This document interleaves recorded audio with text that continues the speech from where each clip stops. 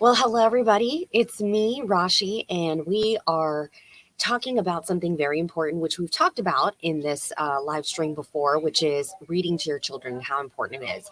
And I can tell you, reading, finding time to read is really difficult. But what I've sort of implemented, which we did a story on this earlier, but a tip that I got, which was great, is like the kids, they emulate what they see. So even if you're reading a book, they're going to, be inspired and motivated. Like, what is mommy doing? What's going on there? Like, maybe I can find a book, maybe I could do something. I mean, reading is so crucial and so important, and I never used to think that until I had kids, and I'm like, wow, this is probably something I should look into, because I'm not like, even though I'm reading the prompter all the time and news articles and stuff, you would think I'd love to read since I was little, but that's not the case personally for me. Doesn't mean that's the case for other people. So one thing that really intrigued me was when it comes to military families, every single year there are about 100,000 parents who are deployed. That leaves 250,000 children every single year in the US without a parent. And so, obviously that has a whole bunch of factors that go in.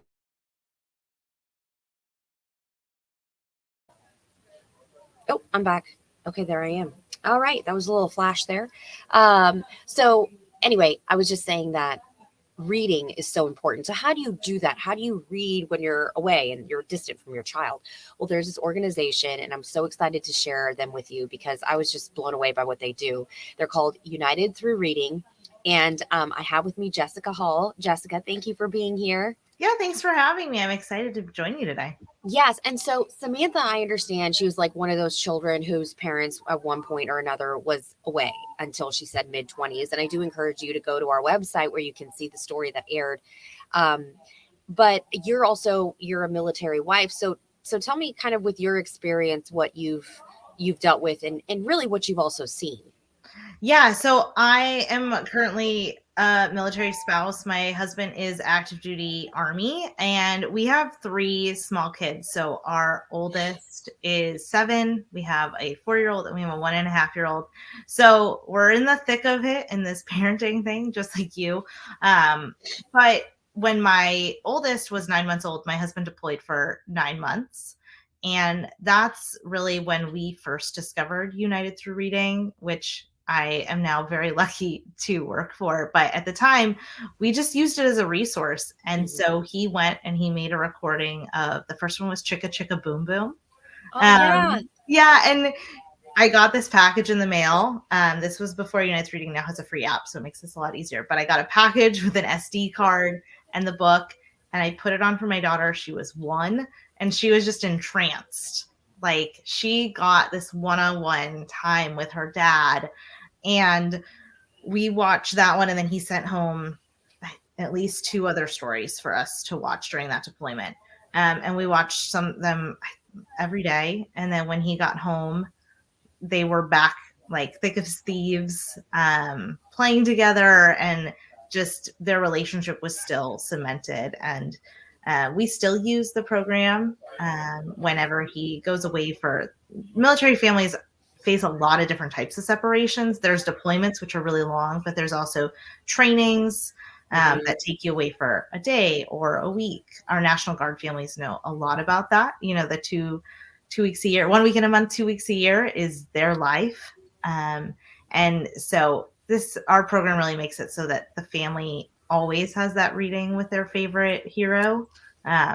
It just keeps that routine going.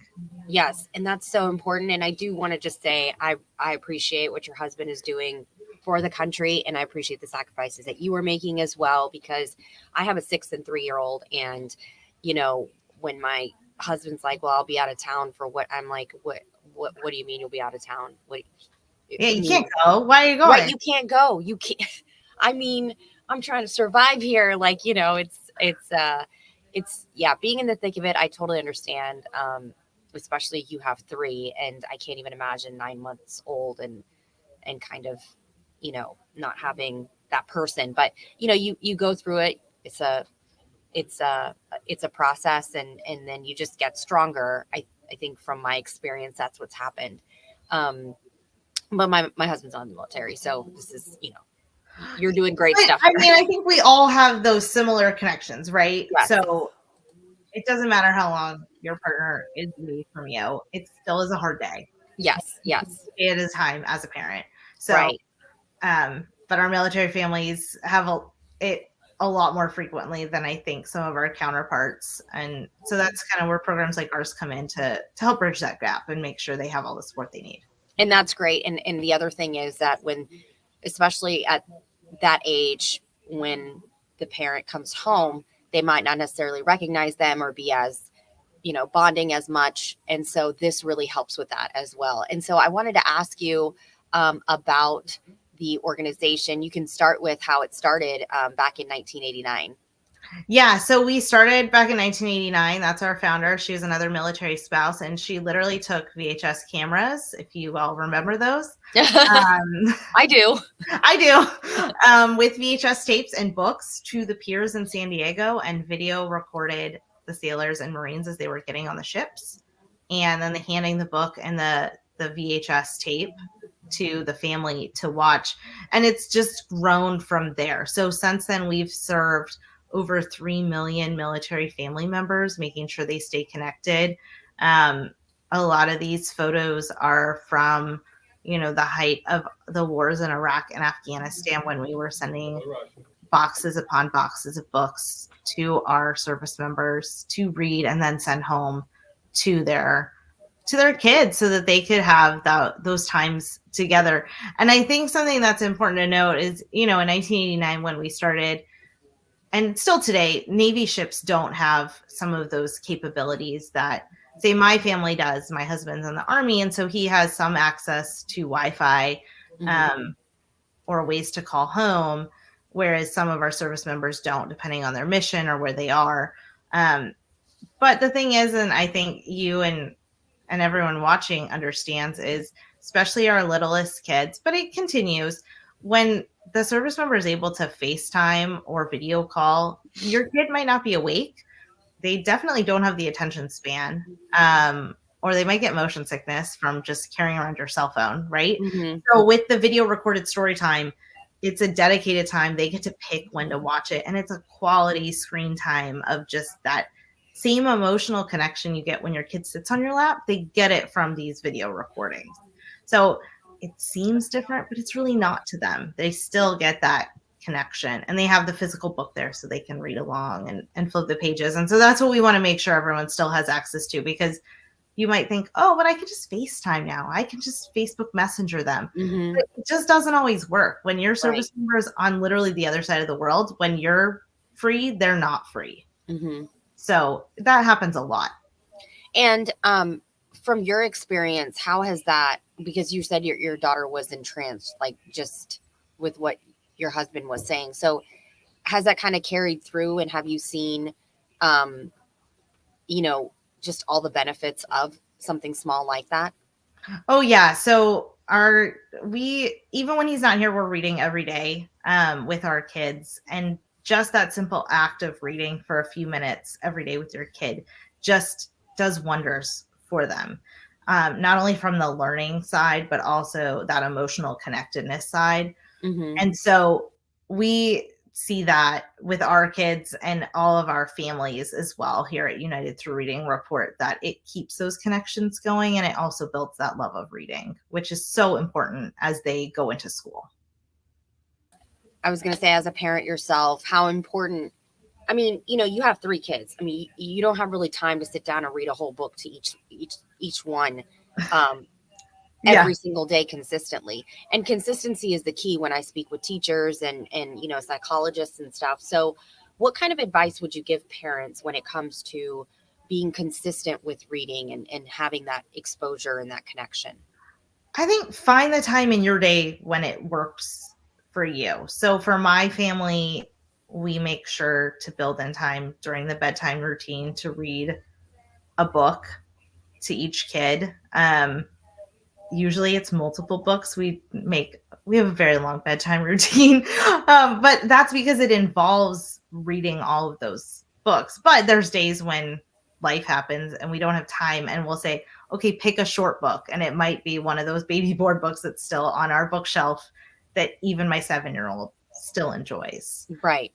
So just find 5 minutes And if you can do longer, awesome. If you can't, don't stress it. But when I talk to my daughter's teachers too, it's just read, just do it.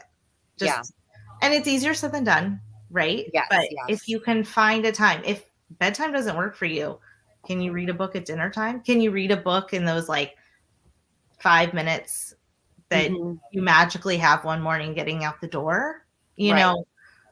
As you're waiting for the school bus, where is that time? And it doesn't matter how old your kid is, still read to them out loud, because my 7-year-old knows how to read by herself, but she gets a lot by us reading to her still. So Right. that's Right. my other tip, is still read to your kid even when they start to read, because you can read the harder words, because you Right. still Right. want them to build their vocabulary. Yes, definitely. And I'll just say personally, my hours are such to where I miss the evenings every day.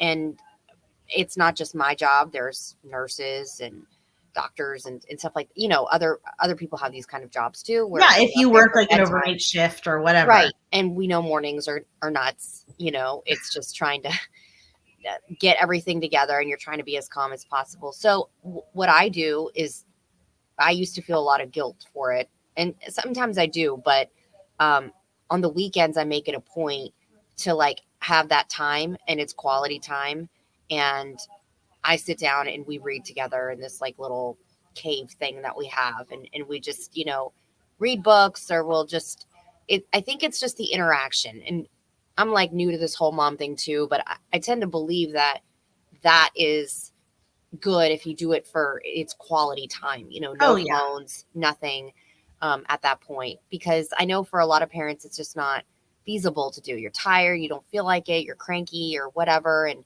um, so I think that even recording books, like, like I was like, maybe I could do that and give them a book and see how that works, because I'm not physically there during that time. And I think a lot of parents feel bad when they have to go on work trips or whatever the case may be. And like, I'm going to miss this. And it's like, well, you could record something ahead of time. I know we're talking specifically with veterans and military. So I do have some of your website if you want to go Yeah. through and just talk about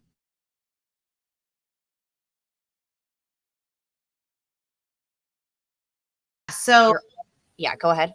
the easiest way to get started with our program, if you are military connected in any way, is to app. So it's on our website.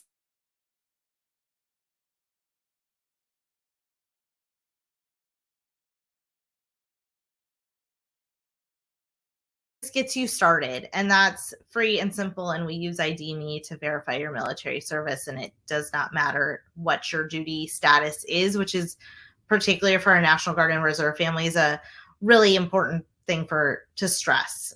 You don't have to be activated to use our program, and it's also open if you've served at any point in time. If you're a veteran, if you're a retiree, go for it. If your grandpa served, he can sign up. It's the same login system that the Department of Veteran Affairs uses to use our app. And there's ebooks loaded on there. So all you have to do is say, I'm going to record a story. You check ebook, and there's, I'd have to look up the exact number, but we have a number of titles to pick from. So you don't have to have that physical book with you. And then you can request a book for free Wow.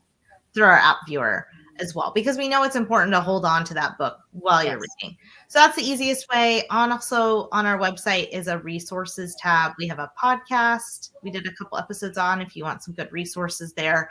We have some literacy guides to give you those tips of, how do I read to my 4-year-old, or how do I read to my 10-year-old? So we have a Right. really cool guides there, and reading trackers, so you can know how much you're reading if that's your jam. So just a lot of different ways. And then if you love what we're doing, there's a number of ways you can give to support to keep us. That's great. Yeah. And there's a give button right at the top of the page. And I was trying to put if you could unmute yourself, because it mutes you when you Oh are trying to no. play. Yeah. There we go. Yeah, so you can see our literacy guides right there. And then we have a bunch of blog posts all about just different ways to use reading. If you want to, yeah, that's how just the basic of how we do everything. And if you click on the download our free app over there, you can get to our app page. We have a lot of great videos so you can see our program in action as well. Yeah, there's the video too That is really special great. moment every day when families come together to read a book. Yeah, definitely. I encourage you all to go to the website there. And when it comes to the 3 million, that is a huge milestone. That's how many families you've reached. What Obviously the response has been great. Is there anything that military families ask for, like when it comes to maybe the range of books, or like where are you guys going from here? Yeah, so our goal over the next few years is to connect the next million, the next million military family members, and so we're doing that through a lot of ways. We are giving away books. We're helping them make recordings, and we take a lot of pride in our book list, and we're always expanding it. We take suggestions, and then we make sure to emphasize that our books feature a broad range of experiences and people and diversity. So you can find books that look like your family Mm-hmm. um, on that list. Or if you want to learn about something else, we have books for every single holiday, Christmas, Hanukkah, Thanksgiving, Halloween, Dia de los Muertos, Mm-hmm. whatever it is, we try to have a book about it because our community, our country, our military is so diverse. We want to make sure people can see themselves in the books that we offer. Definitely. And when it comes to people who want to help out, if they donate, where does that money go, or how is that spent? It goes directly to all of our programs, so it helps support buying books. It goes to supporting our app and making sure that families can make those recordings, and just goes to make sure that our military and veteran families know how to read together every day and keep that going even when they can't be home. Yeah, no, that's great. And I was just going to post the website so everybody can go right there, unitedthroughreading.org. And I'm so grateful that you took the time to speak with us today. I know that it's challenging as it is to kind of maneuver all these things, and with military service members being out, it's just so much nicer. And I'm sure when you talk to military members that are on the other side of it, I'm sure their feedback is great.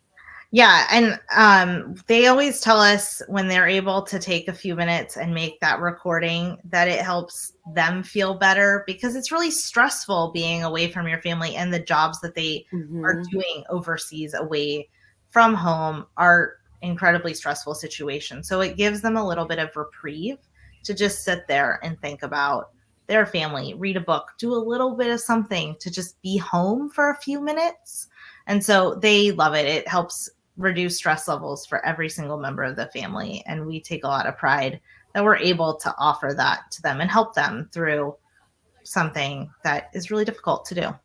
So do you have to be a military member that has a child, or No, you okay, can read to any kid that's special in your life. So okay.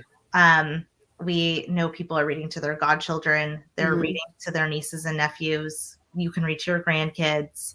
You can read to your best friend's kid. It's how you define family. Right, right. No, that's so great, and it's so awesome that veterans can also do this, because I'm sure that's very therapeutic too. Because who doesn't like to read to a child? Like, that's not stressful. That's kind of like a, unless you're trying to teach them how to read and they're like not paying attention and all that. You don't have to worry about all those things. It's like, But just no, doing story time is super fun. If there's no stress involved, there's a number of ways you can volunteer with our organization, which you can also find on our website. One of those is we do take donations to our story bank, which we use in a lot of our programs. We just finished up a Veterans Day initiative where we did a virtual story time for over 1,000 classrooms across the country. Actually around the world, because we had a couple schools, military schools overseas participate as well.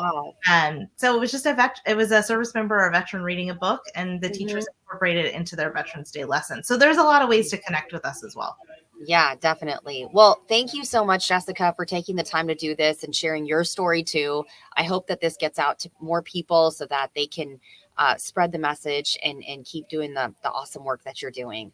Awesome. Thank you so much for having me. It was so much fun to chat today. Yes, thank you. And I want to thank all of you for joining us for this edition of Parent to Parent. And if you have any questions, please leave them in the comments below. But I do encourage you to go to our website, fox26houston.com, where you can see the story that we did on the organization and how it's making such a huge impact. So thanks again. And I hope you guys have a great